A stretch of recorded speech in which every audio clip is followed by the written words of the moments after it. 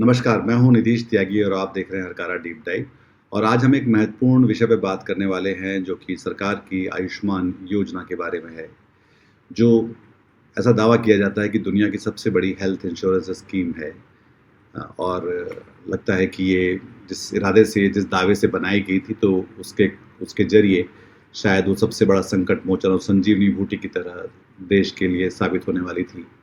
पर अब जब कुछ साल हो चुके हैं तो समझ में आ रहा है कि उसकी अलग-अलग पेचीदगियाँ, उसकी अलग-अलग मुश्किलें, उसकी अलग-अलग दिक्कतें, वो चाहे मरीज़ों के लिए हो या अस्पतालों के लिए, वो बढ़ती चली जा रही हैं। और अब वो दिख रहा है कि कई-कई जगह भुगतान रुक गए हैं, अस्पताल अब उस स्कीम को अपने यहाँ लागू नहीं करना चाहते और साथ ही मरीज़ों की दिक्कतें तो जो हैं वो हैं ही। दिक्कत ऐसे योजनाओं में ये होती है कि जब भी आप एक ऐसी बात करते हैं जिससे कि लोगों को कुछ राहत या आराम मिलेगा और उसकी जगह जब उनकी मुसीबतें बढ़ने लगती हैं तो वो उस स्कीम के बारे में सोचना और बात करना ज़रूरी हो जाता है।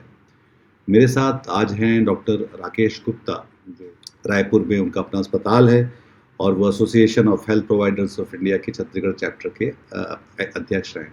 वो वहाँ पर इंडियन मेडिकल एसोसिएशन का जो छत्तीसगढ़ चैप्टर के 10 साल प्रेज़िडेंट रहे हैं। इसके अलावा वो एक सक्रिय सामाजिक कार्यकर्ता भी हैं और जब मैंने उनसे इस बारे में बात करने की सोची तो उन्होंने कहा कि हाँ, ये एक बहुत ही जिसको बोलते हैं कि जो बहुत सारे रायते मोदी सरकार के फैल रहे हैं, उनमें से शायद सबसे बड़े रायतों में से एक है। स्वागत है डॉक्टर गुप्ता आपका इस चर्चा में हरकारा के डीप डाइव में। और हमारे दर्शकों के लिए मैं आपके ज़रिए आपसे समझना चाहूँगा कि ये मामला कितना बड़ा है, कितना मुश्किल है और ये अब ये सँभल सकता है या शायद सरकार को इसके बारे में सोचना चाहिए? नितिन भाई धन्यवाद मुझे इनवाइट करने के लिए। मैं आयुष्मान योजना की पृष्ठभूमि के बारे में पहले थोड़ा-सा बताना चाहूँगा कि राष्ट्रीय स्तर पे योजना कैसे लागू हुई। 2010 को जो प्लानिंग कमीशन के आंकड़े थे बिलो पॉवर्टी लाइन के योजना आयोग के पास, उसके आधार पर यूपीए 2 की बहुत महती स्कीम आई थी, 2013 में लॉन्च हुई थी ये राष्ट्रीय स्वास्थ्य बीमा योजना के नाम पर।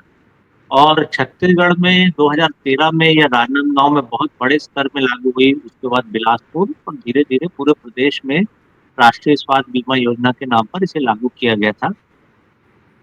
उस समय 30,000 रुपए प्रति परिवार ये बीमा दिया जाता था 5 सदस्यों के लिए। बाद में डॉक्टर रमन सिंह की सरकार ने इसको सभी आय वर्गों के लिए लागू किया। पहले बिलो पॉवर्टी लाइन के लिए थी, जो केंद्र सरकार की योजना थी। बाद में अबव पॉवर्टी लाइन के लिए भी उसी 30,000 रुपए के रेशियो को 5 परिवार के 5 सदस्यों के लिए लागू किया। 2013 से 2016-17 तक ये योजना छत्तीसगढ़ में चली। छत्तीसगढ़ के प्राइवेट अस्पतालों के अच्छे सहयोग के कारण ये योजना बहुत अच्छी चली और बाद में 2017-18 में इस योजना को का दायरा 50,000 रुपए प्रति परिवार बीमा किया गया। मुझे लगता है इसी योजना की सफलता को देखते हुए राष्ट्रीय स्तर पर इसका परिष्कृत रूप प्रधानमंत्री जन आरोग्य योजना लागू किया गया। इंसिडेंटली छत्तीसगढ़ से ही प्रधानमंत्री नरेंद्र मोदी ने इसको बीजापुर के जवांगा से लॉन्च किया था और ये कहा था कि इसका 5 लाख रुपए बीमा दिया जाएगा प्रति व्यक्ति को। और ये योजना प्रति व्यक्ति केंद्रित हो गई और जो रूप है योजना का केंद्र सरकार से तो बिलो पॉवर्टी लाइन या गरीबी रेखा से नीचे का है, लेकिन कई राज्यों में जिसमें छत्तीसगढ़ शामिल है, इसमें अबव पॉवर्टी लाइन के परिवारों को भी शामिल किया गया। प्रति व्यक्ति 5 लाख रुपए जो दिया जाता है उसके बारे में हम अलग से बात करेंगे।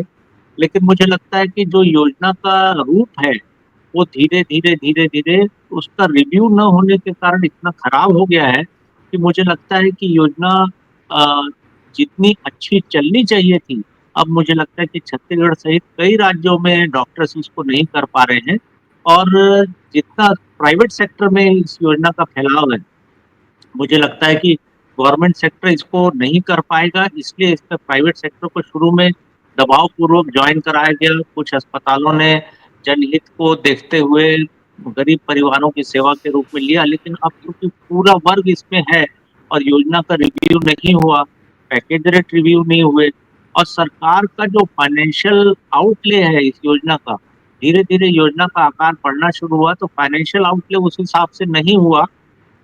इसके कारण बहुत सारी तकलीफें हैं जो पेंडिंग पेमेंट्स हैं। छत्तीसगढ़ में पिछले पौने 2 साल में लगातार 3-4 बार प्रति 3-4 माह में गतिरोध की स्थिति आती है, लेकिन इस बार स्थिति थोड़ी भिन्न है, दिक्कत है और जहाँ तक मैं राष्ट्रीय स्तर पर जिस संगठन एएचपीआई से जुड़ा हुआ हूँ, उनके सभी स्टेट लीडर से बात होती है। अ, पंजाब, हरियाणा, राजस्थान इन स्टेट्स में बहुत बुरी हालत है। झारखंड में भी ऐसा हुआ कि बहुत लंबे समय पेंडिंग पेमेंट हुआ लेकिन अब शायद उन लोगों ने ये पेमेंट निकलवा लिया लेकिन मुझे लगता है कि जो ऑल इंडिया सिनेरियो है, ये आयुष्मान योजना अपने टेस्टिंग टाइम में फेल हो गई है और मुझे नहीं लगता कि केंद्र सरकार की कोई बहुत प्रतिबद्धता सामाजिक रूप से इस योजना के साथ है। तो ये एक दूसरी जो महत्वपूर्ण बात है शायद ये कि बतौर नीति आपने जो दावा किया वो उसके लिए आपकी तैयारियां या आपका जो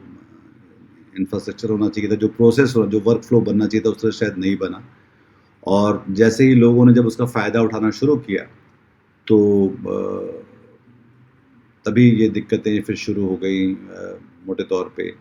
और तो एक तो ये कि इसकी हम लोग दो दो मोटी दिक्कतें हैं इसमें। दो, एक सरकार है जो पैसे देने वाली है, एक मरीज है और एक अस्पताल है जो उसको जो अब कह रहे हैं कि अब हमसे ये बोझ उठाए नहीं बन रहा है। तो पहले तो मरीजों के बारे में बात करते हैं कि मरीजों को कहाँ किस किस स्तर पे और कहाँ कहाँ पर दिक्कतें होती हैं। देखिए, सबसे महत्वपूर्ण बात आपको इस योजना के बारे में बताऊँ कि इसमें इलाज की दर, पैकेज रेट जो होता है, वो तय सरकार की तरफ से होता है और अस्पतालों को जो एमओयू साइन करना पड़ता है, उसमें ये कहा जाता है कि फलानी बीमारी, इतने दिन, इतनी जाँच और इतने दिन की दवाई आपको इतने रुपए में ट्रीट करनी है। तो जो भी मरीज़ आता है उसके बारे में मरीज़ को समझाया जाता है, भर्ती किया जाता है और उसका जो इलाज चलना है, वो उतने फिक्स पैकेज रेट में करना पड़ता है। अब आप इस चीज़ को समझिए कि हर मरीज़ की बीमारी अलग-अलग होती है, क्योंकि जो ह्यूमन बॉडी है, एक डायनामिक साइंस है और हम लोग एक ही बीमारी को अलग-अलग मरीज में अलग-अलग प्रकार से ट्रीट करते हैं। किसी का इन्फेक्शन बहुत ज़्यादा होता है, किसी का वही ऑपरेशन थोड़ा ज़्यादा कॉम्प्लिकेटेड होता है, तो पैकेज रेट रेट फिक्स करना मुझे लगता है एक बड़ी भूल थी। इसमें जो परामर्श लिया जाना चाहिए था मेडिकल पर्सनेल का, वो नहीं लिया गया इसलिए ये दिक्कत आई। सबसे महत्वपूर्ण चीज़ ये हुई कि जो पैकेज रेट का रिवीजन हर साल या साल दर साल परामर्श के साथ होना था, तो 2018 से वैसा ही है।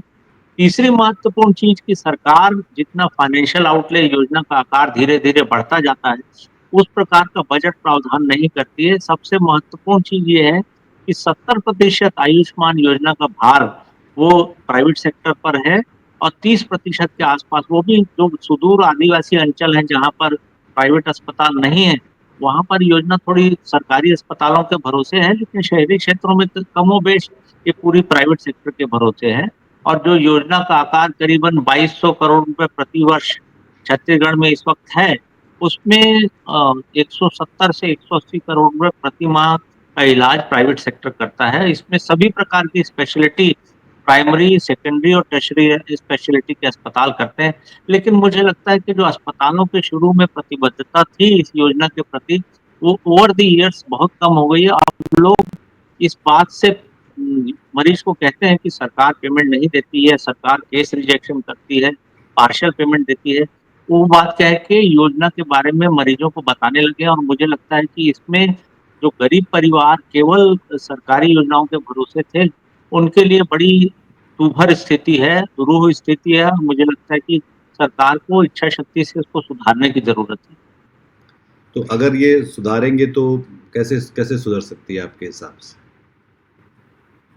देखिए, सबसे महत्वपूर्ण बात ये है कि सरकार को हॉस्पिटल से और जो मेडिकल डॉक्टर्स के संगठन हैं या सामाजिक कार्यकर्ताओं के संगठन हैं, ये पैकेज रेट को या इलाज की दर को रैशनलाइज़ करने की ज़रूरत है पारदर्शी ढंग से क्योंकि जितना एलोकेशन है पर सर्जरी या पर पेशेंट बीमारी के हिसाब से, वो बहुत कम है और मुझे लगता है कि पारदर्शिता के साथ इसमें कोई भी अस्पताल राज़ी नहीं है इसको इलाज करने में। मुझे लगता है कि साल दर साल जो रिवीज़न होना चाहिए था, पिछले 7-8 साल से नहीं हुआ है, उसको फौरी तौर पर करने की ज़रूरत है और बजट आउटले मुझे लगता है कि बढ़ाने की ज़रूरत है, ताकि सरकार केवल प्राइवेट सेक्टर के भरोसे इस योजना को चलाने के जिद में ना रहे।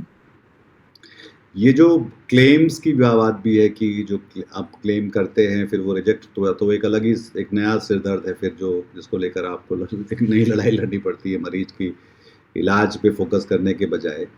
तो ये ये भी एक परेशानी है जो इसको लेकर।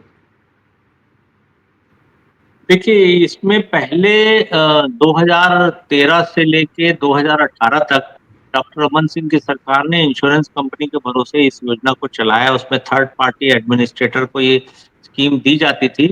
प्रति परिवार का टेंडर प्रोसेस होता था और प्रति परिवार, प्रति कार्ड जो राज्य सरकार फिक्स करती थी, तब 700-800 करोड़ रुपए की योजना थी। टीपीए या इंश्योरेंस कंपनी को ये योजना दी जाती थी। जितना उनका टेंडर प्रोसेस का अमाउंट होता था, यदि योजना का आकार उससे बढ़ता था, तो अंतिम 3-4 महीनों में कंपनी हॉस्पिटल्स का पैसा दिए बगैर चली जाती थी और वो अ, सरकार बट्टे खाते में डाल देती थी। सरकार बार-बार ये कहती थी कि ये आपका और इंश्योरेंस कंपनी के बीच का मैटर है, यदि वो नहीं दे पा रही, तो सरकार इसमें नहीं कर पाएगी। लेकिन 2018 के बाद भूपेश बघेल की सरकार आने के बाद एक बहुत महत्वपूर्ण परिवर्तन आया। सरकार ने बहुत अच्छी शिक्षा इच्छा शक्ति दिखाते हुए ये निर्णय लिया कि इस योजना को ट्रस्ट मोड में चलाया जाएगा। ये छत्तीसगढ़ के पूरे डॉक्टर्स इस बात के गवाह हैं कि 2018 से 2023 तक योजना का आकार 700-800 करोड़ रुपए से 1900 करोड़ रुपए हो गया 5 साल में, लेकिन डॉक्टर्स को किसी भी प्रकार के पेमेंट में दिक्कत नहीं आई। पेमेंट होता रहा, कभी-कभी दिक्कतें आई कि 2-3 महीने का पेमेंट रुक गया, लेकिन ट्रस्ट मोड के कारण अ, योजना की पारदर्शिता भी बढ़ी और फंड एलोकेशन भी बढ़ गया। लेकिन 2023 के बाद सबसे दिक्कत वाली बात यहाँ आई कि अ, सरकार ने फंड एलोकेशन नहीं बढ़ाया और अभी जो योजना का जो टीपीए है, वो मार्च के बाद नहीं है। जो केस की ऑडिटिंग होती है, प्रति केस होती है, जो डॉक्टर्स अस्पताल इलाज करते हैं, उसकी प्रोसेसिंग ऑडिट की बहुत पारदर्शी नहीं, इसलिए 5-6 महीने बाद डॉक्टर्स के इलाज किए हुए मरीज के क्लेम रिजेक्ट हो जा रहे हैं। जो 50-60 हज़ार रुपए का इलाज है, उसमें 5-6 हज़ार रुपए पेमेंट हो रहा है। कायदे से 21 दिन के बाद संबंधित केस के रिकॉर्ड नहीं माँगे जा सकते, आप क्वेरी नहीं कर सकते, उसको क्लेम रिजेक्शन नहीं कर सकते और आपको 45 डेज़ में पेमेंट करना चाहिए। जो इंटरेस्ट का क्लॉज़ है 1% से ज़्यादा जो इंटरेस्ट का क्लॉज़ एमओयू में होता है, सरकारें उसको भी पेमेंट नहीं करती। लेकिन जिस प्रकार से वैलिडिटी केस की रहती है कि आप 6 महीने के बाद उसमें गलत क्वेरी लगा के केस रिजेक्ट कर रहे हैं, सबसे ज़्यादा दिक्कतें इसी बात की है। लेकिन अभी पिछले कुछ दिनों से छत्तीसगढ़ सरकार ने ये किया है कि जनवरी से मार्च 25 का जो पेमेंट सब करीब-करीब सभी अस्पतालों को नहीं आया था, 350 करोड़ रुपए, उसका नेशनल हेल्थ अथॉरिटी को एनओसी ऑडिट का भेज के करीब-करीब रकम को डूबत खाते में डाल दिए। दिक्कतें यही कि सरकार अपनी प्रतिबद्धता से पीछे हट जाती है। मुझे लगता है कि सरकार से अस्पतालों की शिकायत और टकराव का ये बड़ा कारण बनने वाला है। इसको अगर नेशनली देखें तो अभी तो जो आप बता रहे हो छत्तीसगढ़ के बारे में जो कि मतलब उससे समझ में आ रहा है कि वहाँ पे जो दिक्कतें हुई वहाँ से शुरू भी हुआ और कई सारे जो ढीले तार हैं जो मोटे तौर पे समझ में जो आता है कि आपने एक तरह से इसका एक थर्ड पार्टी किसी पे डोल दिया कि जब आप हेल्थ का काम जो है सरकार का काम नहीं है, एक तो यहीं पे शायद दिक्कत है। दूसरी ये कि आपने कहा कि ये एक थर्ड पार्टी देखेगी, हम इसमें कुछ नहीं है हमारा रोल और हम हमारा काम है पैसे देना, वो भी हम ठीक से देंगे नहीं और वो भी हम रोक लेंगे और इस तरह से मतलब बताइएगा कहीं मैं गलत कह रहा हूँ तो। और फिर ये है कि उसके बाद फिर आगे देखा जाएगा और ये स्कीम को चलना है तो चलिए तो ये जिसको बोलते हैं कि भगवान भरोसे जो है एक तरह से छोड़ छोड़ दिया गया है। नेशनली इसको आप कैसे देखते हैं? नरेंद्र मोदी का ये दावा था कि दुनिया की सबसे बड़ी हेल्थ केयर स्कीम है, जैसे अमेरिका में ओबामा केयर के बारे में लोग बात करते थे तो यहाँ पे ये तो सबसे बड़ी हेल्थ इंश्योरेंस स्कीम है। तो उसको नेशनली कैसे देखते हैं आप? देखिए सबसे महत्वपूर्ण बात ये कि जो फर्स्ट हैंड मुझे जानकारी है, जी। वो झारखंड, हरियाणा, पंजाब और राजस्थान, ये उसके अलावा मणिपुर और दूसरे मेघालय जैसे स्टेट हैं, उसमें फंड एलोकेशन की दिक्कतों के कारण लगातार काम रुकता रहा और हरियाणा ने पिछले दिनों और पंजाब ने पिछले दिनों और अभी राजस्थान ने काम पूरी तरह रोक दिया है। तो इन स्टेट्स की जानकारी मुझे फर्स्ट हैंड है, फंड एलोकेशन नहीं होता है, इसलिए प्राइवेट अस्पताल इसमें इलाज करने से कतराते हैं। दूसरी सबसे महत्वपूर्ण चीज ये है कि जो ये जुमला कहा जाता है कि 5 लाख तक का इलाज होगा, ये सबसे बड़ा मिसनोमर है। इस प्रकार की कोई बात नहीं है। प्रति मरीज, प्रति बीमारी इलाज का एक पैकेज निर्धारित है। इसमें कोई भी इलाज 5 लाख रुपए का नहीं है। 60% केंद्र सरकार और 40% राज्य सरकार का शेयर होता है। मान लो 20,000 रुपए का कोई इलाज मरीज का हुआ, तो उसमें से 40% 8,000 रुपए राज्य सरकार देगी और 60% 12,000 रुपए के आसपास केंद्र सरकार देगी। तब जाके स्कीम का पैसा एक कॉमन फंड में आता है नेशनल हेल्थ पोर्टल में और वहां से डिस्पर्स होता है। करीब करीब सभी राज्यों में 45 दिन की समय सीमा नहीं पालन किया जाता है और हमारे राज्य में तो अभी 6 महीने का पैसा रुका हुआ है। कमोबेश यही स्थिति 4 से 6 महीने की सभी राज्यों में है और यह योजना कोई बहुत अच्छी योजना ओवर द टाइम साबित हो पाई हो। मुझे नहीं लगता कि इस बात से कोई भी नीति निर्धारक इनकार कर पाए। तो फिर अब इस स्कीम का क्या होना चाहिए? अगर ये जो आपने सोचा था, जो उसका प्रॉमिस था, वो तो पूरा हो नहीं पाया या उस तरह से नहीं हो पा रहा, पैसे भी खर्च हो रहे हैं और इसको बोलते हैं कि क्या बोलते हैं, नॉइज़ फैक्टर या पिल्फरेज बहुत सारा है, समय का वजह से हो जाता है कि समय खराब हो रहा है। तो अब इसमें ये इसका रास्ता किधर निकलने वाला है फिर आगे? देखिए मुझे लगता है कि जो जन कल्याणकारी सरकार है वो अपने संसाधन मजबूत करने पे ध्यान देती है। छत्तीसगढ़ में प्रतिवर्ष 2,000 करोड़ रुपए प्रतिवर्ष खर्चा हो रहा है मरीजों के प्रति। यदि यही राशि प्रतिवर्ष सरकारी अस्पतालों को, मेडिकल कॉलेजेस को, डॉक्टर्स और संसाधन पे खर्चा होती, तो एक मेडिकल कॉलेज 500 करोड़ रुपए का बन जाता है। तब आप सोचिए कि यदि सरकार अपने संसाधनों को मजबूत करने की तरफ ध्यान देती, तो नीति की दिशा सही तरफ होती, तो सरकार के सरकारी अस्पताल न केवल अच्छे होते, डॉक्टर्स वहां पर अच्छे काम करते, स्टूडेंट्स वहां पर अच्छी ट्रेनिंग लेते और सरकारी अस्पतालों में गरीब का इलाज फ्री हो जाता। ये करीब करीब 1,500 करोड़ रुपए प्रति वर्ष आप प्राइवेट अस्पतालों को दे रहे हैं और प्राइवेट अस्पताल जिस दर से इलाज कर सकते हैं, वो आप नहीं मिल रही है और मुझे लगता है कि ये थोड़ा-सा कड़वा सच है, जो सरकार को स्वीकार करना चाहिए कि आपका आयुष्मान कार्ड केवल सब्सिडी कार्ड के रूप में यूज़ हो रहा है, उस दर पे इलाज संभव नहीं है, इसलिए हो भी नहीं पाता है। तो अभी जो जो मरीज है डॉक्टर गुप्ता, इसको आप क्या सुझाव देंगे कि अगर वो बहुत क्या बोलते हैं, संसाधन संपन्न नहीं है, तो वो क्या करे? वो आयुष्मान कार्ड उसके पास अगर है तो उसका क्या करे वो? अगर उसके घर में किसी को दिक्कत, उसकी माँ पिता या कोई बीमार है, बच्चा बीमार है, तो क्या वो आयुष्मान सेवा पर जो है वो भरोसा यकीन करके जाए अस्पतालों में? कहाँ क्या करे वो? मुझे लगता है आयुष्मान कार्ड जो है प्राइवेट सेक्टर में जिस दर पर इलाज करने को कहा जा रहा है, ये बहुत कड़वा और शोचनीय सच है कि उस दर पर कोई भी प्राइवेट अस्पताल इलाज नहीं कर पाएगा और मुझे लगता है कि सरकार जब तक योजना को बहुत बड़े स्तर पर रिव्यू नहीं करती है, ये स्कीम को फेल ही समझिए और बहुत लंबे समय तक सरकार इसको सस्टेन नहीं कर पाएगी क्योंकि जो फाइनेंशियल एलोकेशन है 2% of the 2% of the GDP, वो जब तक नहीं होगा तब तक नहीं ये सस्टेन नहीं कर पाएंगे और मुझे लगता है कि जिस प्रकार टोकन फंड एलोकेशन करता है वो प्राइवेट अस्पतालों की विश्वसनीयता सरकार अर्जित नहीं कर पाएगी। जिस प्रकार बार बार सरकार से संघर्ष की स्थिति अख्तियार करनी पड़ती है। सरकार से बार-बार अ, ये समझ लीजिए खराब शब्दों में कह रहा हूँ कि डॉक्टर संगठन को एक भीख का कटोरा लेके जाना पड़ता है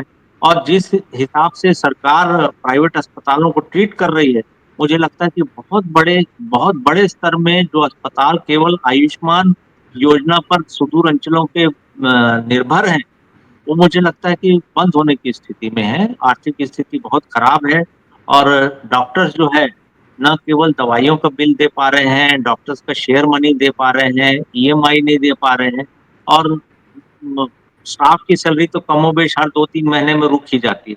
तो अस्पताल बंद होने की स्थिति में है। मुझे नहीं लगता कि सरकार इसके बारे में बहुत सीरियस है। और पूरे भारत में कोई ऐसा राज्य है जहाँ पे ये स्कीम जो है इसको इसको हम कह सकते हैं कि वो मोटे तौर पर कामयाब रही हो, जहाँ पर ये चल गई हो कि हाँ, यहाँ पर जैसे कि हम लोग साक्षरता के लिए बोलते हैं कि केरल में सब ठीक रहा जो है, बाकी जगह तो हमारा हमारा यूपी, बिहार जैसा भी रहा, पर केरल अच्छा रहा। तो ऐसी कोई जगह है भारत में जहाँ पे आपको लगता है कि ये स्कीम चल पड़ी है, ये स्कीम मतलब मेरे ख्याल से जब ये स्कीम आई तो इसका वही प्रूफ ऑफ कांसेप्ट कहाँ से था, इसके मॉडल एग्जाम्पल्स कहाँ पर हैं, या फिर ये अपने आप में एक नए नए ख्याल से शुरू हुई एक प्रयोग की तरह, और वो प्रयोग जो है जो मतलब जिसको बोलते हैं कि वो केस स्टडी बन के रह गया, सक्सेस स्टोरी नहीं बन पाया। देखिए, ये केरल तो मैं मानता हूँ कि केरल इस प्रकार की योजनाओं में जिसमें सामाजिक प्रतिबद्धता रहती है, बहुत आगे रहा। लेकिन वहाँ से भी खबरें पिछले 2-3 साल की बहुत अच्छी नहीं क्योंकि फंड एलोकेशन सरकार उतना नहीं कर पाई है, पैकेज रेट का रिवीजन नहीं हो पाया है। पैकेज रेट रिवीजन नहीं होने से बहुत लंबे समय तक जैसे छत्तीसगढ़ राज्य है जिसमें 100% कवरेज है स्मार्ट कार्ड आयुष्मान योजना का, सभी मरीजों का एक ही दर पे, सभी आय वर्ग का एक ही दर पे इलाज कर पाना संभव नहीं है। मैं 2 योजनाएँ आपको बताना चाहता हूँ जो धरातल पर बहुत सक्सेसफुल रही। पहली तो नवीन पटनायक जी की सरकार जब तक थी, उसमें बीजू कार्ड बहुत सक्सेसफुल रहा। उसका मॉडल मुझे लगता है कि केंद्र सरकार को नाम छोड़कर अपना लेना चाहिए। न केवल उसमें पैकेज रेट बहुत अच्छे थे, ये मैं दावे के साथ कह सकता हूँ कि उसमें मरीज को किसी प्रकार का एक्स्ट्रा इकोनॉमिकल बर्डन नहीं आता था। डॉक्टर्स बहुत अच्छे से उस योजना को छत्तीसगढ़ में कर रहे थे। 45 दिन में उनका पैसा आ जाता था बगैर किसी बहुत बड़ी क्वेरी के, लेकिन उसमें सज़ा का प्रावधान जो था, वो मुझे लगता है कि उतना तो होना ही चाहिए जी सरकार डॉक्टर संगठन की बात मान के पैकेज रेट उतना निर्धारित कर रही है। वो सीधा डीएम पैनल कर देते थे अस्पतालों को और मुझे लगता है कि अभी की उड़ीसा सरकार ने उस योजना को बंद करके योजना की पारदर्शिता कम की है। दूसरा एक राजीव श्री योजना थी आंध्र प्रदेश में जिसने बहुत अच्छा काम किया, महाराष्ट्र में भी कुछ समय तक वो योजना रही, उनका भी पैकेज रेट और मुझे लगता है मॉनिटरिंग बहुत अच्छी थी, जो योजना धरातल पर वाक़ई सक्सेसफुल रही। इन योजनाओं का अध्ययन करके केंद्र सरकार को उस योजना को अपनाना चाहिए। तो ये आपको क्या लगता है ये फंसा क्यों मामला जो है, ये कहाँ पर मतलब किन कारणों से, जैसे कि एक तो हम देख सकते हैं कि ज़्यादातर योजनाओं में जो पिछले 11 सालों में केंद्र से आई हैं हमारे पास, उन सब में जो दावे किए जाते हैं और जो असलियत होती है उसमें एक तो बहुत ज़्यादा फ़र्क होता है। हम देख सकते हैं मनरेगा को लेकर भी कि कैसे पहले शुरू में बताया गया कि वो कितनी खराब योजना है, फिर कई राज्यों में वो पैसे रोके हुए हैं सरकार ने कि ये पुराना कुछ मामला है, तो उसमें क्या होता है कि जो पहले के कुछ रहा होगा तो अब उसे उसकी कीमत जो है या उसकी सज़ा नए लोग भुगत रहे होते हैं। जैसे कि अगर आपने किसी पुराने मरीज के कारण या पुराने किसी केस के कारण जिसमें आपको दिक्कत है, तो वो अगर आपने पेमेंट रोक लिया, तो आगे के जो मरीज हैं वो सब अ, उसकी उसकी उसकी कीमत चुका रहे होते हैं। तो इसकी जो ये अगर हम 3-4 उसको इसको हम एक तरह से अगर हम एक डायग्नोसिस करें, पोस्टमार्टम तो नहीं करेंगे पर अभी डायग्नोसिस करें, तो ये ज़िंदा योजना है। तो इसको हम कैसे देखते हैं कि 4-5 चीज़ें कहाँ पर हैं जो बॉटलनेक्स हैं जो कुल मिला के? जैसे कि कुछ तो आपने मुझे बताई, पर इसको हम स्टेप वाइज़ देखेंगे तो कैसे आपको लगता है कि कहाँ पे किस-किस स्तर पे चीज़ें फँस रही हैं?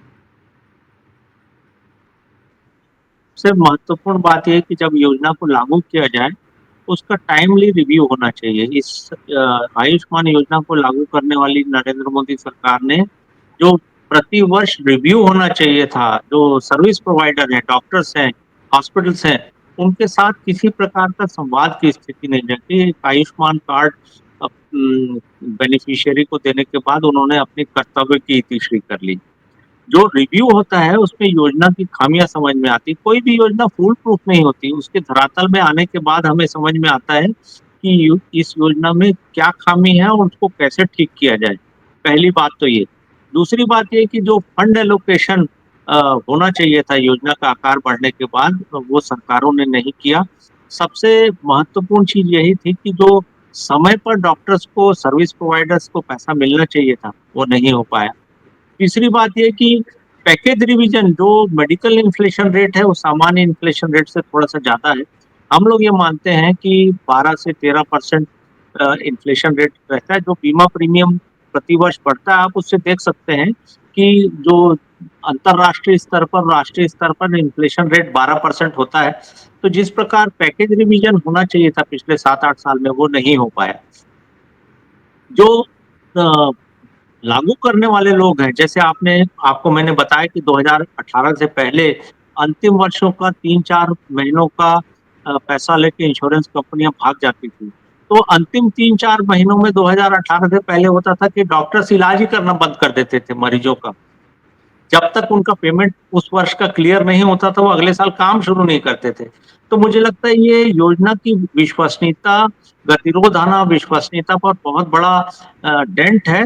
सरकारों को इसको देखना चाहिए कि सरकार वास्तव में चाहती है कि आयुष्मान योजना लागू हो प्राइवेट सेक्टर के भरोसे, तो उसको फंड एलोकेशन, ईयरली रिव्यू और टाइमली पैकेज रिवीजन, ये 3 चीज़ करना चाहिए। और सरकार की प्रतिबद्धता, जो लोग ईमानदार तरीके से काम करते हैं हॉस्पिटल, उनके प्रति होनी चाहिए, क्योंकि वो सरकार के सोशल कॉज को पूरा करने में भागीदार हैं। सरकार यदि उनको भगवान भरोसे छोड़ देगी, तो मुझे लगता है कि जो डॉक्टर्स इसमें अपनी प्रतिबद्धता समझ के काम करते हैं, उनका मोरल डाउन होता है। और इन दिनों छत्तीसगढ़ में करीब-करीब स्थिति ऐसी ही है। अस्पताल अपने आप को ठगा-सा महसूस कर रहे हैं, और जिस प्रकार की भाषा राज्य सरकार के प्रतिनिधि, स्वास्थ्य मंत्री या दूसरे ऑफिशियल्स की है, वो डॉक्टर्स के बीच गुस्से का एक बड़ा कारण है। तो इसमें मतलब मैं फिर, क्योंकि ये तो आपने खैर जो बताया, ये एक नीति के स्तर पर ये चीज़ें हो रही हैं। पर जैसे कि चलिए मेरे पास एक आयुष्मान कार्ड है और मैं अस्पतालों में जाता हूँ कि भाई मुझे ये इलाज करवाना है अपना, और अस्पताल मुझे मना करने लगते हैं। तो पहला बॉटलनेक तो मरीज अगर हो तो पहला ये है कि मैं अगर मुझे अस्पताल मना कर रहे हैं तो मैं किसके पास जाऊँ इसके लिए। तो आप जो मुझे बता रहे हैं उसमें मुझे लगता है कि एक जो रिस्पॉन्सिव सिस्टम होना चाहिए, जो कि ट्रस्ट और अ, एक तरह से एक्टिवेशन से बिल्डअप होना चाहिए, वो नहीं हुआ। ये एक तरह के ट्रांजैक्शन में बदल गया, इसमें लगा कि सरकार के जो बाकी जैसे कि ठेके होते हैं और उसमें जिस तरह की एक का रवैया अपनाया जाता है, वो उस तरह से कुछ वहाँ पे हुआ। और जिसको लेकर अगर मतलब एक तरफ आप अस्पतालों से भागीदारी भी चाह रहे हैं और फिर आप उनको कटघरे में भी खड़ा कर रहे हैं। तो ये दोनों चीज़ें और उसमें भी कोई निर्णायक कदम आप नहीं उठा रहे होते हैं दरअसल जो है। और भार उन पे, मरीजों का भार तो कम नहीं हो रहा है, तो मरीज तो उतने ही हैं। तो जैसे कि एक एक स्तर पे जाके अब ये होता है कि चलिए मुझे अस्पताल मना कर रहे हैं तो मैं कहाँ जाऊँ? तो इसके पास मैं किसको फ़ोन करूँ उसके लिए? या कौन है जो देखने वाला सरकार की तरफ से, जो कि ये सुनिश्चित करे कि मुझे अस्पताल में दाखिला कहीं न कहीं मिले? तो ये बताने वाला मेरे ख़्याल से इसमें कोई नहीं है। उसके बाद जब हम जाते हैं कि चलिए अगर कहीं भर्ती हो गए, तो उसके बाद फिर अगर मेरा इलाज जो है वो थोड़ा-सा अलग है या ऊपर-नीचे जैसा आपने बताया, तो वहाँ पे चीज़ें फिर फँसती हैं कि ये तो इतने में ही हो सकता है। जैसे कि वो रायपुर के ही लेखक हैं, नौकर की कमीज़, कि भई उस कमीज़ के साइज़ का नौकर, तो मैं उस पैकेज के साइज़ का मरीज़ लेकर आऊँ मैं उसके लिए, बजाए इसके कि मरीज़ के हिसाब से उसका रास्ता निकाला जाए। तो यहाँ पर एक चीज़ फँसती है, और इसकी भी कोई कॉल लेने वाला जो है वो उसकी भी कोई क्लैरिटी नहीं है कि इसको कैसे आप रिज़ॉल्व कर पाएँगे तेज़ी के साथ, ताकि किसी की ये सब कुछ स्मूथली हो जाए। तीसरा, जैसे कि आपने बोला कि अभी भी बीमा कंपनियों का रोल होता है इसमें या अब नहीं होता? देखिए, ट्रस्ट जो है पेमेंट करने के लिए उत्तरदायी, लेकिन इसका केस प्रोसेसिंग टीपीए का होता है, एक थर्ड पार्टी एडमिनिस्ट्रेटर हुँ। इसमें केस का रिव्यू करता है बहुत पारदर्शी ढंग से। मुझे लगता है कि बहुत प्रोफेशनल काम है, जो कि छत्तीसगढ़ में मार्च अप्रैल के बाद नहीं है। कंप्यूटर ऑपरेटर या रूरल बॉन्ड के डॉक्टर्स इस केस प्रोसेसिंग को कर रहे हैं जो केवल एमबीबीएस होते हैं। तो मुझे लगता है कि बहुत रिस्पॉन्सिबल टीपीए योजना को कैरी आउट करने के लिए ज़िम्मेदार आती होती है।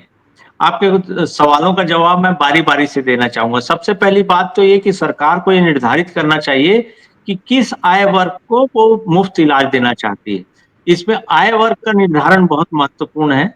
वास्तव में आयुष्मान योजना में हकदार वो लोग हैं जिनके पास इलाज करने के लिए बिल्कुल भी पैसा नहीं है, तो इलाज करने के नाम पे अपना घर-बार, ज़मीन गिरवी या बेचने के लिए बाध्य हो जाते हैं।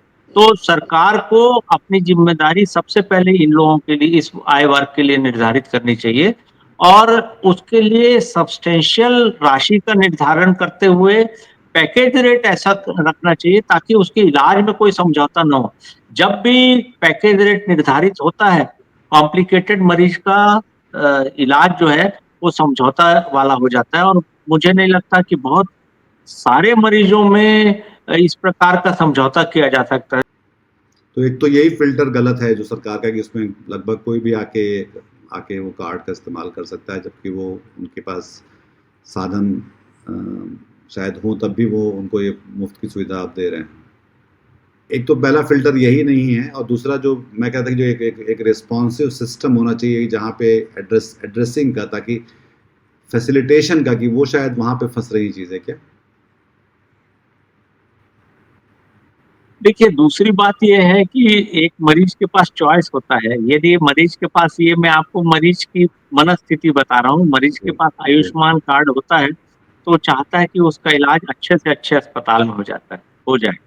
वो सरकारी अस्पतालों में नहीं जाना चाहता है, जो कुछ पैकेज को जो बहुत बल्क में है, प्राइवेट सेक्टर में जिनका पैसा बहुत ज़्यादा इन्हीं इलाजों में जा रहा है, उनको सरकारी अस्पताल में अनिवार्य करना पड़ेगा ताकि स्टूडेंट्स, डॉक्टर्स और इंफ्रास्ट्रक्चर यूज़ हो सके।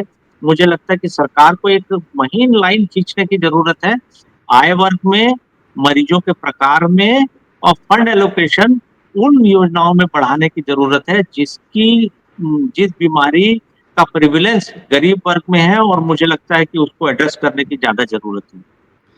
क्या ये जो अपने आप में जब ये नीति बनी आयुष्मान की, तो आपको लगता है कि ये सरकार ने अपनी ही जो सरकारी स्वास्थ्य सेवाओं पर एक तरह का अविश्वास प्रस्ताव पारित किया है? आप ये मान चुके हैं कि अब आपके बस की नहीं रहा, तो उसमें जैसे कि ये कई जगह हुआ, शिक्षा में भी काफ़ी सारा हुआ कि जहाँ पे आपको लगा कि अब आपके स्कूल ये नहीं पढ़ाते, तो आपने फिर शिक्षा गारंटी स्कीम या बाकी आप समानांतर चीज़ें लेकर आते हैं और उसमें फिर ना तो आप अपनी बुनियादी खुद की चीज़ों को देख पाते हैं और ये आप इसका प्रबंधन ठीक से नहीं कर पाते, जो आप जहाँ पे आप प्राइवेट पार्टनरशिप की बात कर रहे होते हैं। तो वो भी फिर एक बड़ा नीतिगत सवाल है जिसमें कि हम खुद की बनाई हुई चीज़ों को, जो चाहे जैसी भी थी पर चल रही थी और उनको आप बड़ा कर सकते थे, उनको उस पे इन्वेस्ट कर सकते थे। जैसे कि आपने ये कहा कि जितना पैसा अगर हम लोग अपने सरकारी स्वास्थ्य तंत्र में लगाते तो शायद ज़्यादा बड़ी क्या बोलते हैं एसेट्स खड़ा कर लेते अपने खुद के लिए। तो ये तो इसमें भला किसका हुआ? इसमें तीन जो इसमें पार्टियाँ हैं, एक सरकार है, एक मरीज़ है और एक अस्पताल है। तो इसमें आखिर में जब दिन बीतता है या महीना खत्म होता है, जब पेमेंट आने वाला होता है, तो भला इसमें किसका हो रहा होता है इस स्कीम के तहत? बहुत मार्के की बात कही है, मुझे लगता है कि आपकी बात में ही इसका आंसर छुपा हुआ है। सरकार जब कुछ नहीं कर सकती तो एक स्कीम लेके आती है जो केवल प्राइवेट सेक्टर को पोषण के लिए होती है।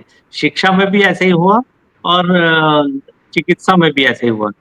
पीपीपी की जो बात होती है, ये मुझे लगता है जुमला से ज़्यादा कुछ नहीं है। सरकार का बहुत सारा पैसा एक पॉकेट से दूसरे पॉकेट को भरने के लिए होता है और मैं ये मानता हूँ कि सरकार की प्रतिबद्धता, जो जन कल्याणकारी सरकार है, वो अपने शिक्षा और स्वास्थ्य के तंत्र को मजबूत करती है, उन वर्गों के लिए दिखाने के लिए, वंचित वर्ग को दिखाने के लिए कि हम आपके शिक्षा और इलाज के लिए प्रतिबद्ध हैं। ये योजना जिस प्रकार से आई है, मुझे लगता है इससे खराब योजना हेल्थ सेक्टर के लिए नहीं हो सकती थी। सरकारी व्यवस्था को मजबूत करने के लिए ये बहुत अच्छा मौका था कि सरकार एक मेडिकल सर्विसेज़ क्रिएट करे, बहुत मजबूत तंत्र मेडिकल कॉलेज और जिला अस्पतालों के माध्यम से क्रिएट करे, जहां आदमी पैर रखते ही मुफ्त इलाज पाने का हकदार हो जाए। मुझे लगता है कि बहुत ये 10 साल बहुत खराब रहे हेल्थ सेक्टर के लिए, जिसमें मुझे लगता है देखिए अमीर आदमी कहीं भी जाके इलाज कर सकता है और उसके पास सभी तरीके के तंत्र होते हैं कि वहाँ पर प्राइवेट अस्पताल में कराएँ, लेकिन गरीब आदमी का किसी प्रकार का ठौर ठिकाना नहीं होता। आयुष्मान योजना आई कि सुदूर अंचल के गाँव के मरीज को इलाज मिलेगा, लेकिन वहाँ पर तो अभी भी अस्पताल नहीं है। जवांगा की स्थिति ये है कि वहाँ पर अभी 15 से 20% लोगों के पास आयुष्मान कार्ड है।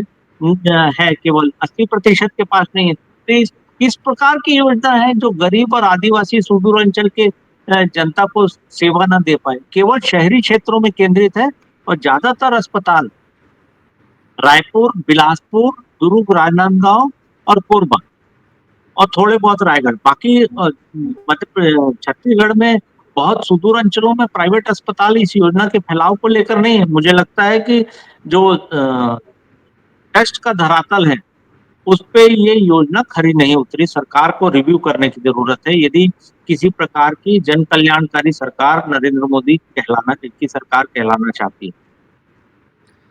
ये भी है और साथ में दरअसल ये जो पूरी बात आपने जो कही कि ये अगर सचमुच जन कल्याणकारी योजना के हिसाब से अगर करना था तो ये उनको उन जगहों पे लेके जाना था जहाँ पे अभी अस्पताल नहीं है। तो ये तो जहाँ पे भीड़ पहले से आ रही थी उन्हीं का काम जो चल रहा था उसको भी थोड़ा सा मुश्किल कर दिया और नई जगहों पे जा भी नहीं पाए और अपने अपने एसेट्स आपने बिल्ड भी नहीं किए जो कि इन्हीं पैसों से आप कर सकते थे। तो अब आप जो है अगर मोदी जी को या केंद्र सरकार स्वास्थ्य मंत्री को अगर आप उनके साथ बैठे और बताएं कि भाई ये स्कीम को चलाना है तो ये ऐसे चल सकती है, तो उस वो 5, 6, 10 सुझाव क्या होंगे डॉक्टर गुप्ता आप? देखिए सब सरकारों का अपना फीडबैक सिस्टम होता है, उनके पास भी होगा, लेकिन मैं सार्वजनिक मंच से यदि सही सलाह देना चाहूँ तो सबसे महत्वपूर्ण चीज़ ये है कि योजना का रिव्यू होना चाहिए। सबसे पहले जिनको सबसे ज़्यादा फ़ायदा पहुँचने वाला है, उस आय वर्ग को एड्रेस करने की ज़रूरत है। जो सर्विस प्रोवाइडर्स हैं, अभी भी 70% प्राइवेट सेक्टर है। नीति निर्धारकों को इसके ऐसे लोगों से बात करना चाहिए जो सामाजिक प्रतिबद्धता के लिए ट्रैक रिकॉर्ड बहुत अच्छा है। मुझे नहीं लगता कि किसी बड़े ग्रुप या इससे बात करने की ज़रूरत है। योजना का ईयरली रिव्यू नहीं होने से योजना का स्वरूप जो है वो संकीर्ण होता है, कुरूप होता है। ये बात सबको समझ में आनी चाहिए और मुझे लगता है कि सरकार को सबसे पहले गरीब वर्ग को देख के इलाज के लिए प्रतिबद्धता व्यक्त होनी चाहिए। जो फंड एलोकेशन है, वो सरकार की प्रतिबद्धता को व्यक्त करता है। जिस प्रकार का टोकन बजट केंद्र सरकार या राज्य सरकारें देती हैं, वो डॉक्टर्स के बीच बीच बहुत असुरक्षा पैदा करता है और छत्तीसगढ़ में करीब-करीब 100% कवरेज है। बहुत सारे अस्पताल केवल इसी आयुष्मान योजना पर निर्भर है। वो बंद होने की स्थिति में तो सरकार को कम से कम सुदूर अंचलों में अस्पताल खुलें, वो सेवा के लिए प्रतिबद्ध हों, उसके लिए अपनी इच्छा शक्ति दिखाने की ज़रूरत है। इंसेंटिव्स देने चाहिए। मतलब इसमें जो अगर आप शुरुआती पोस्टर्स देखोगे और घोषणाएँ देखोगे तो लगता है कि जैसे कि सरकारी सारी जो सेवाएँ हैं वो एकदम से कॉर्पोरेटाइज़ हो रही हैं, पर अब लगता है कि जो कॉर्पोरेट अस्पताल है वो भी सरकारी दिखने लगते हैं कुछ दिनों बाद इस स्कीम के कारण। तो ये भी जो जो हासिल है उनमें से एक ये है। और ये जो आखिरी में जो आपने जो बात कही कि ये इसको रिव्यू के साथ-साथ उसमें एक एक बहुत डायनामिक रिस्पॉन्सिव इंटरवेंशन डैशबोर्ड और प्रेजेंस की ज़रूरत है। वो उन्होंने उसको आउटसोर्स करके सोचते हैं कि उस पे आउटसोर्स करने से मुक्ति नहीं होती है दरअसल जो है, जो कि शायद सरकार ने समझ ली है। तो वो एक दूसरी दिक्कत है कि आपको लगता है आउटसोर्स हो गया, अब ये अभी आपका हेडेक नहीं रहा। पर अगर आप सरकार हैं, तो आपको सोचना चाहिए कि जो लोग हाशिए पर हैं, जो गरीब हैं, वो लोग कैसे अपना इलाज करवाएँगे और कैसे स्वस्थ रहेंगे। क्योंकि उसी उसी के समानांतर आप देख सकते हैं कि बाकी जो खर्चे हैं आपके, जिसमें हम जो जो शायद मुख्य स्वास्थ्य सेवाओं से के किनारे में हैं, जैसे कि आयुष है या बाकी चीज़ें जो कि किसी और दिन आराम से इस बारे में बात करेंगे कि उन पे जो सरकार ध्यान दे रही है, उन पे जो प्राण प्रतिष्ठा कर रही है, जो कि जिनके वैज्ञानिकता पे काफ़ी सारे सवाल उठते हैं, तो उस पे जब आप ध्यान दे रहे हैं, बजाय इसके कि जो जहाँ पे आपको साफ-साफ नतीजे दिखलाई पड़ते हैं। तो वो एक अलग दूसरा सवाल है, पर आज की इस बातचीत के लिए डॉक्टर गुप्ता बहुत शुक्रिया। ये बहुत ज़रूरी बातचीत है और इस पे हम लोग और भी बात करना चाहेंगे कि क्योंकि एक पक्ष तो अस्पतालों का है और डॉक्टरों का है और हालाँकि वो भी जानते हैं कि मरीज़ों के साथ क्या गुज़र रही होती है। पर एक पक्ष दूसरा है कि जहाँ पे मरीज़ भी है और एक तरह से उपभोक्ता भी है, क्योंकि चाहे पैसे सरकार दे रही हो पर फिर भी। तो एक स एक एक वो उसको अगर आपने कहा है कि हम आपको ये सेवाएँ देंगे और ये सेवाएँ आपको मिलेंगी, तो वो किस तरह से नहीं मिलती, इस बारे में भी हम आगे बात करेंगे। तो आज की इस बातचीत के लिए बहुत शुक्रिया आपका। अगर आपको ये बातचीत पसंद आई तो इस प्रोग्राम को लाइक करिए। अगर आप आयुष्मान के बारे में जानना चाहते हैं तो आप इस बात को सुनिए और इसको उन लोगों तक पहुँचाइए जो इससे या तो परेशान हैं या जिन्हें इनके बारे में पता होना चाहिए। बहुत शुक्रिया। इस चैनल को सब्सक्राइब करिए और इसको शेयर करिए। बहुत शुक्रिया। नमस्कार। आज की ताजा खबर, आज की ताजा खबर, आज की ताजा खबर। आओ काका जी इधर, आओ मामा जी इधर, सुनो दुनिया की खबर।